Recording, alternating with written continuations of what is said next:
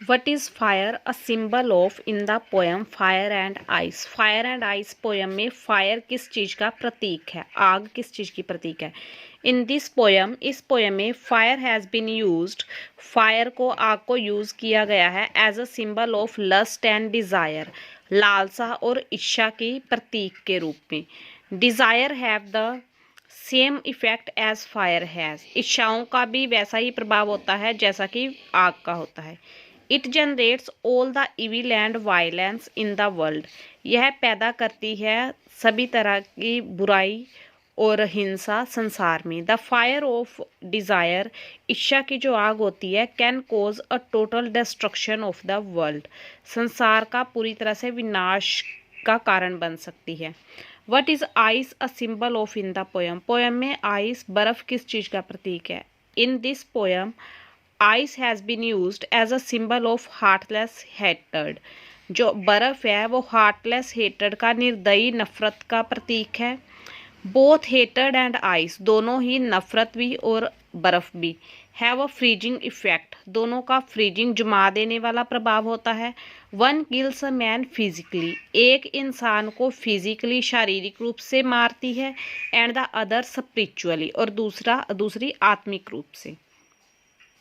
What is the main idea of this poem, इस poem का main idea क्या है? What are the ideas about how the world will end, क्या idea है कि world कैसे ख़त्म होगा? The Bible says that, Bible कहती है कि the world will end in fire, कि संसार का अंत आग में होगा. साइंटिस्ट से दैट, साइंटिस्ट कहते हैं कि in case of a nuclear war, कि अगर परमाणु युद्ध होता है, the world will freeze to death, जो दुनिया है वो बर्फ की तरह जमकर ख़त्म हो जाएगी. The poet says that even otherwise, कवि कहता है कि वैसे भी there is enough hate and desire in the world to bring about its end, वैसे भी दुनिया में इतनी नफरत और इच्छा है कि जो एक दुनिया का अंत लेकर आ सकती है.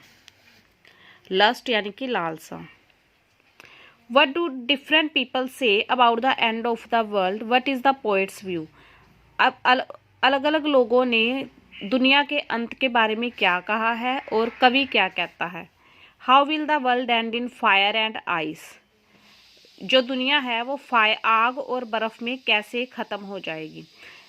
The believers in the Bible, जो बाइबल में बिलीव करते हैं, से दैट, वो कहते हैं कि the world will end in fire, कि जो दुनिया है उसका अंत आग में होगा. The poet also think so, कवि भी ऐसा ही सोचता है. अदर से दैट, दूसरे सोचते हैं कि the world will end in ice, कि जो दुनिया का अंत है वो बर्फ में होगा, जमने से होगा. दे बिलीव, वो विश्वास करते हैं. द साइंटिस्ट पे, वैज्ञानिकों पे. हु से दैट, जो कहते हैं कि in case of a nuclear war, परमाणु युद्ध होने की स्थिति में, everything will freeze to death, सब कुछ जमकर खत्म हो जाएगा.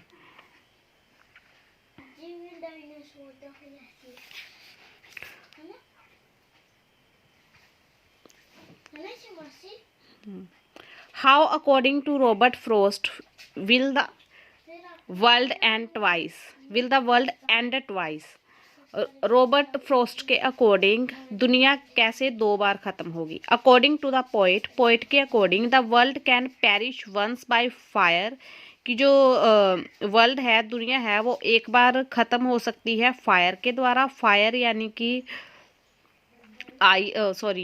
आग, जिसे लस्ट का प्रतीक माना है, लालसा का. एंड देन बाय आइस, और फिर आइस से भी ख़त्म हो सकती है. आइस किसका प्रतीक है? हेटेड का, नफरत का.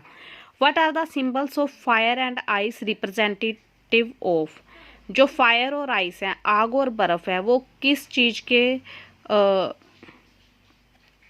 प्रतीकों के प्रस्तुति करते हैं, किस चीज़ के प्रतीक हैं? यानी कि while fire is representative of lust and desire, जबकि जो आग है वो रिप्रेजेंट करती है लस्ट और डिज़ायर को, यानी कि लालसा और इच्छा को प्रस्तुत करती है. Ice is representative of heartlessness and apathy, जो बर्फ़ है वो किस चीज़ को रिप्रेजेंट करती है? हार्टलेसनेस को और एपथी को, संवेदनहीनता को.